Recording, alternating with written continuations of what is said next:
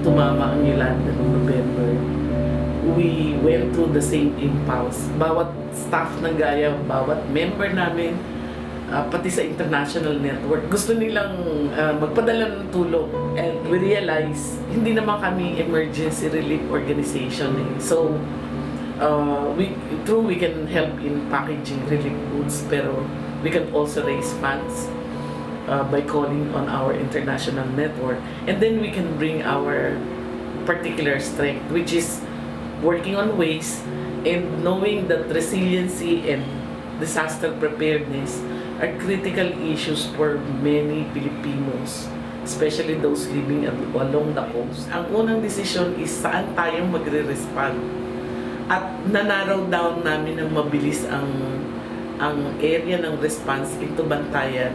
Kasi meron kami ditong member, ka-network ng Gaya, member ng EcoWaste, yung Action for the Nurturing Children and the Environment. And we proceeded to plan a little bit more expansively than we did before.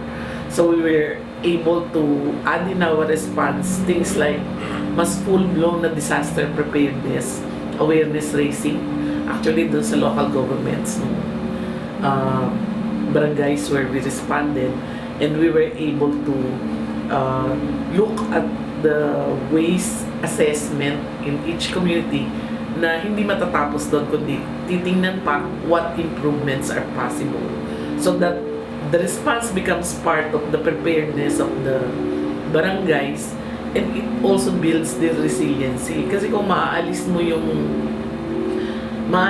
problems na dala ng waste, they become much less vulnerable kapag may typhoon.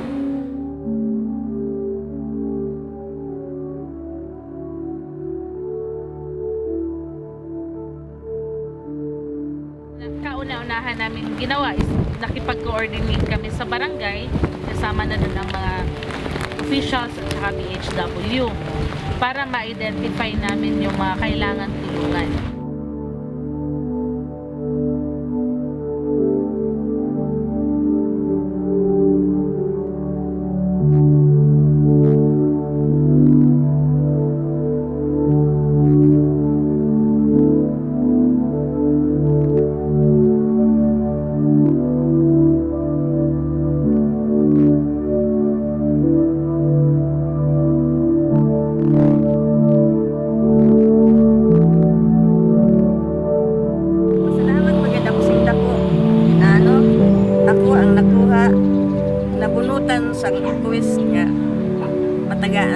balay. Salamat ako. Huwag ako ipabayaan sa tasan ba?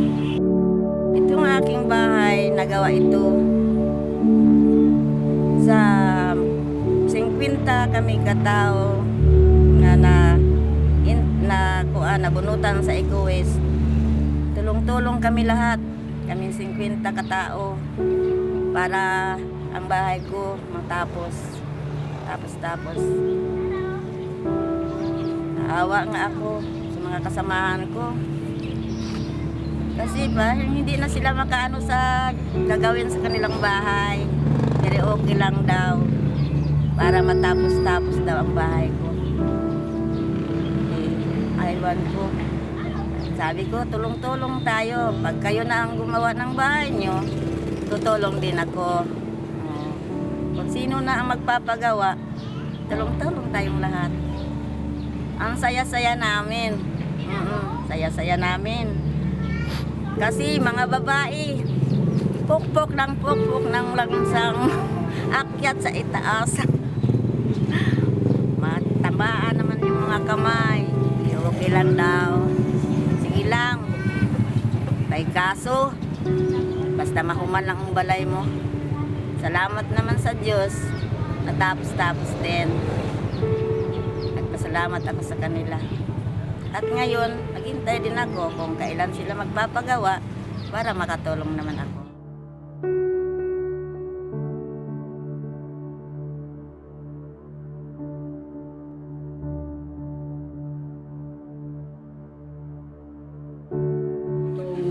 Model house na binigay sa amin, masaya dahil nagbayanihan kami, nagtulong-tulong, mabait lalaki.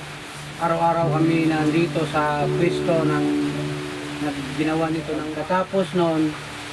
Miniting kami ng mga taga-Eco-West, sinabi namin sa kanila na, sir, kung pwede, merong nangangailangan dyan ng bahay na para sa kanilang dalawa dahil hindi magkasya sa amin. Pinag-usapan namin ng bote, okay naman, umayag naman yung taga-Eco-West. Kasi po, nangyari, nakita ko kasi ito si Malang Tilda na wala silang tirahan, yung ano lang, kubong maliit lang na rapal. Kaya sabi ko, malapit lang naman yung model house tinayo dyan. Sabi ko, malapit lang na may lipat natin dito. Kaya nang Tilda natin ibigay yung model house. Saka kunin natin yung yero niya. Saka para wala na siyang gagastusin pang magpapagawa. Oo, parang titira na lang sila, silang dalawa.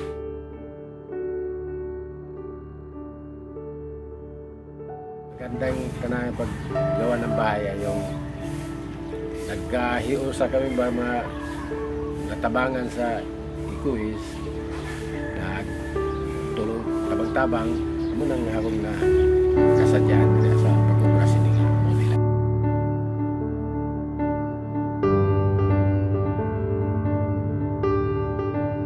Kung anak kay ng grade 5 na akon kay daw na trauma na sang bagyo. Mahadlok na siya sa tent basta mupurot na ang tent kay mabadi lagi ko diri dito lang ko ilalula matulog kay umulupad na ni trauma na gani. Nahadlok man ko kay base simba ko ba maama sina. Oo na amo tuing ko nga kinanglan na guide nga muparog na gid ang aton biyay para di na siya mahadlok ba. Bagyo, ang mga bata talagang takot na takot. So, maski mahinang hangin, ulan, takot na talaga sila. So, kailangan talaga nilang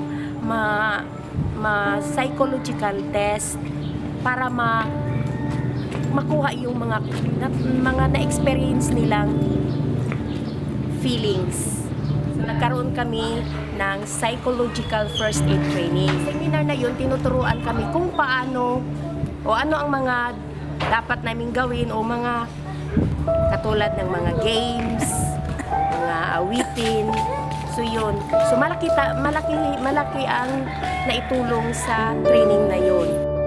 After sa training, pag umanamukuan nila, mga few days after, wala na daw. Nakita na gani nga, hayahin na kayo ng kuha niya, enjoy sila sa ilang bibuhat.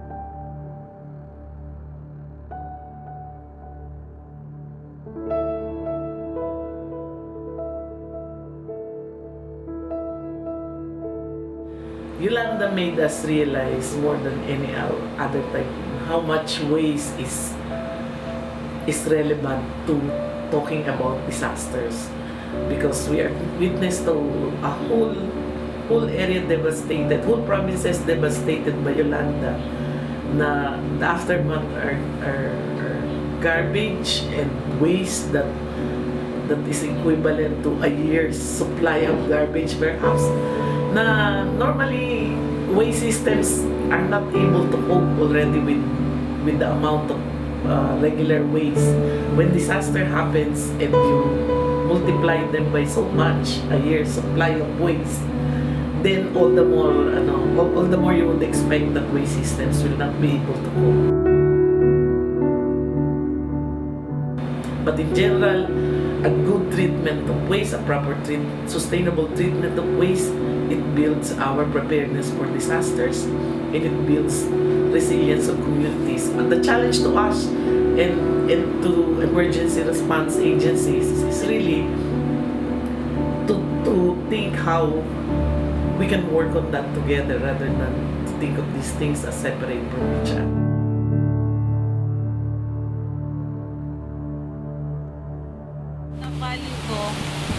Na-value ko yung sharing. Na-value ko yung pakikipagkaisa.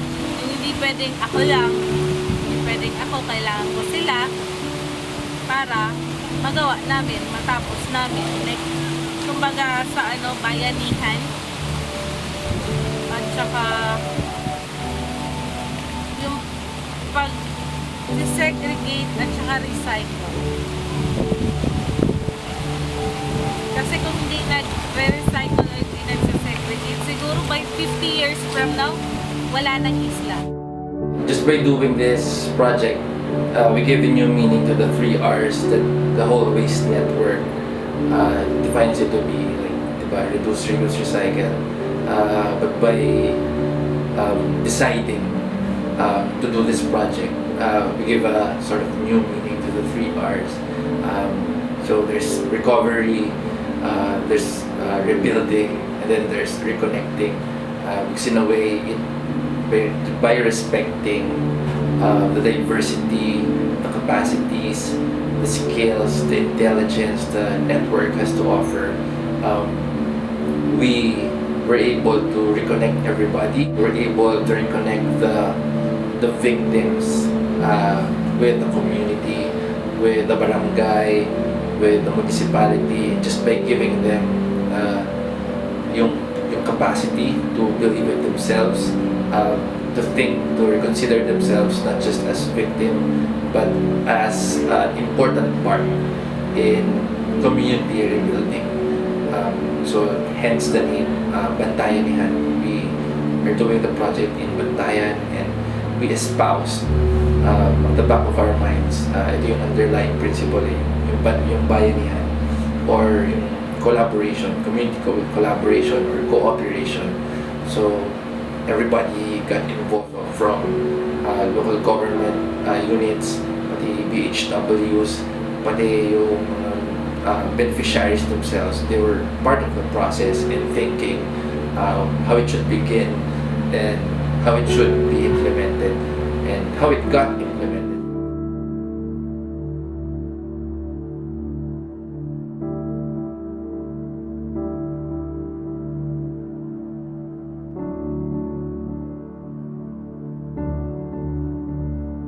Salamat kami nga kitabangan kami sa taga-Ecowaste nga nakatukod kami sa bayan bisag maliit lang.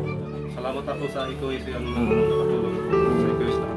Maraming salamat talaga na binigyan niya ako ng sin at saka kahoy. Malaking tulong talaga sa akin yun dahil kung ako lang hindi ko mabibili yun. Salamat talaga. Ay, salamat. Maraming salamat po sa kanilang lahat. Natabangan ako nga nakapabarog sa akong biyay. Daghan kayong salamat sa inyo tanan. Salamat.